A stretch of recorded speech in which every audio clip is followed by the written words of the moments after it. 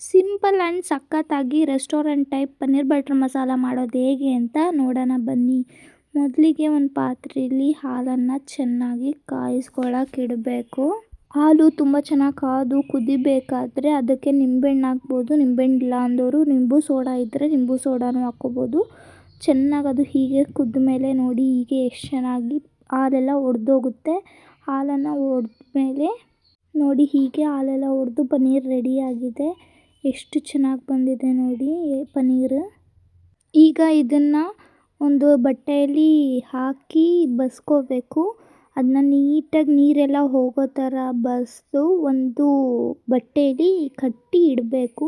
ನೀರೆಲ್ಲ ಹಿಂಡಿ ಅದು ಒಂದು ಶೇಪ್ ಬರೋದಕ್ಕೆ ಬಟ್ಟೆಯಲ್ಲಿ ಕಾಟನ್ ಬಟ್ಟೆ ಆದರೂ ಓಕೆ, ಯಾವುದಾದ್ರೂ ಓಕೆ, ತುಂಬ ಚೆನ್ನಾಗಿ ಕಟ್ಟಿ ಇಡಬೇಕು. ನೀರೆಲ್ಲ ಹೋಗಬೇಕು. ನೋಡಿ ಯಾವ ರೀತಿ ನೀರೆಲ್ಲ ಹಿಂಡ್ಕೊತಾ ಇದೆ ಅಂತ ಹೇಳ್ಬಿಟ್ಟು ಅದನ್ನು ಚೆನ್ನಾಗಿ ಕಟ್ಟಿ ಅದ್ರ ಮೇಲೆ ಭಾರ ಇರೋ ವಸ್ತುನ ಇಡಬೇಕು. ಆಗ ಅದು ಚೆನ್ನಾಗಿ ಶೇಪ್ ತಗೊಳ್ಳುತ್ತೆ ಅಂತ ಹೇಳ್ಬಿಟ್ಟು ಆಮೇಲೆ ನೋಡಿ ಹೀಗೆ ಫೈನಲಾಗಿ ಪನ್ನೀರ್ ಎಷ್ಟು ಚೆನ್ನಾಗಿ ಬಂದಿದೆ ಅಂತ.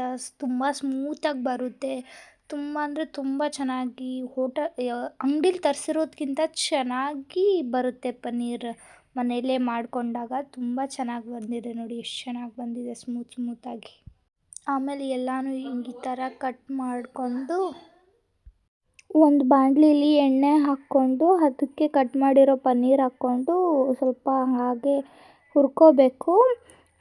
ಕಟ್ ಮಾಡಿಲ್ಲ ಅಂದ್ರೂ ಹಾಗೆ ಇರೋದನ್ನು ಹಾಗೆ ಹುರ್ಕೋಬೋದು ಎಣ್ಣೆ ಹಾಕಿ. ಸ್ಮೂತಾಗಿ ಬರುತ್ತೆ ಅಂತ ಹೇಳಿಬಿಟ್ಟು ಸ್ವಲ್ಪ ಹುರ್ಕೋಬೇಕು. ಎಣ್ಣೆಯಲ್ಲಿ ಫ್ರೈ ಆಗಿರೋದು ಸ್ವಲ್ಪ ಟೇಸ್ಟ್ ಚೆನ್ನಾಗಿ ಕೊಡುತ್ತೆ ಅಂತ ಹೇಳಿ ಆಮೇಲೆ ಅದೇ ಬಾಣಲಿಲಿ ಸ್ವಲ್ಪ ಎಣ್ಣೆ ಹಾಕಿ ಈರುಳ್ಳಿ ಹಾಕಿ ಟೊಮೊಟೊ ಹಣ್ಣು ಹಾಕಿ ಈರುಳ್ಳಿ ಗೋಲ್ಡನ್ ಕಲರ್ ಬರೋ ತನಕ ಹುರಿದು ಟೊಮೊಟೊ ಹಣ್ಣು ಹಾಕಿ ಚೆನ್ನಾಗಿ ಬೇಯಿಸ್ಕೋಬೇಕು. ಅದಕ್ಕೆ ಸ್ವಲ್ಪ ಶುಂಠಿ ಬೆಳ್ಳುಳ್ಳಿನೂ ಹಾಕ್ಕೋಬೇಕು. ಮನೇಲೇ ಇದ್ದರೆ ಶುಂಠಿ ಬೆಳ್ಳುಳ್ಳಿ ಪೇಸ್ಟ್ ಇದ್ದರೆ ಹಾಕ್ಕೋಬೋದು, ಇಲ್ಲಾಂದರೆ ಮನೇಲಿರೋದನ್ನೇ ಹಾಕಿ ಹಸಿ ವಾಸನೆ ಹೋಗೋವರೆಗೂ ಫ್ರೈ ಮಾಡ್ಕೋಬೇಕು. ಆಮೇಲೆ ಅದಕ್ಕೆ ಸ್ವಲ್ಪ ಗೋಡಂಬಿ ಮತ್ತು ಚಕ್ಕೆ, ಏಲಕ್ಕಿ, ಲವಂಗ ಮತ್ತು ಪಲಾವ್ ಎಲೆ ಹಾಕ್ಕೊಂಡು ಚೆನ್ನಾಗಿ ಹುರ್ಕೋಬೇಕು. ಅದನ್ನು ಚೆನ್ನಾಗಿ ಹುರ್ಕೊಂಡು ಒಂದು ಮಿಕ್ಸಿ ಜಾರ್ಗೆ ಕೊತ್ತಂಬರಿ ಆ್ಯಂಡ್ ನಾವು ಚೆನ್ನಾಗಿ ಬೇಯಿಸ್ಕೊಂಡಿರೋ ಎಲ್ಲ ಮಸಾಲೆನ ಹಾಕ್ಕೊಂಡು ಚೆನ್ನಾಗಿ ಮಿಕ್ಸಿ ಮಾಡ್ಕೋಬೇಕು. ನೋಡಿ ಈ ಥರ ಗ್ರೈಂಡ್ ಮಾಡಿಕೊಂಡು ನೆಕ್ಸ್ಟ್ ಅದೇ ಪ್ಯಾನ್ಗೆ ಎಣ್ಣೆ ಹಾಕ್ಕೊಂಡು ನೆಕ್ಸ್ಟ್ ಒಗ್ಗರಣೆ ಹಾಕಬೇಕು ಮಸಾಲಾಗೆ.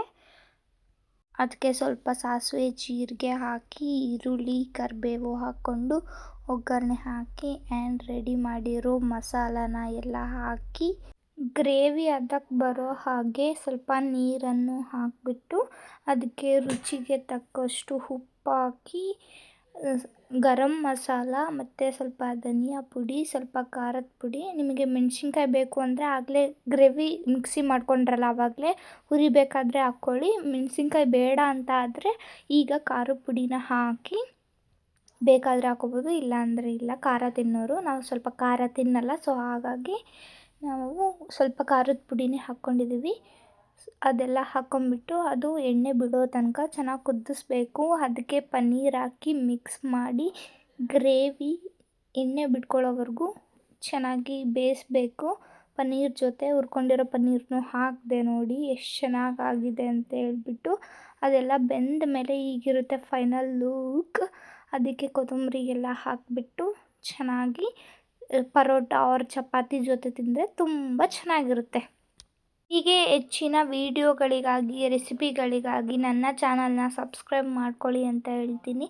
ಎಲ್ಲರೂ ನನ್ನ ವಿಡಿಯೋ ಇಷ್ಟ ಆಗಿದರೆ ಲೈಕ್ ಮಾಡಿ, ನಿಮ್ಮ ಫ್ರೆಂಡ್ ಆ್ಯಂಡ್ ಫ್ಯಾಮಿಲಿಗೆ ಶೇರ್ ಮಾಡಿ. ಇದು ನಿಮ್ಮ ಜೀವ ವ್ಲಾಗ್ಸ್. ಮತ್ತೆ ಸಿಗುವ ನಾಳಿನ ವಿಡಿಯೋದಲ್ಲಿ.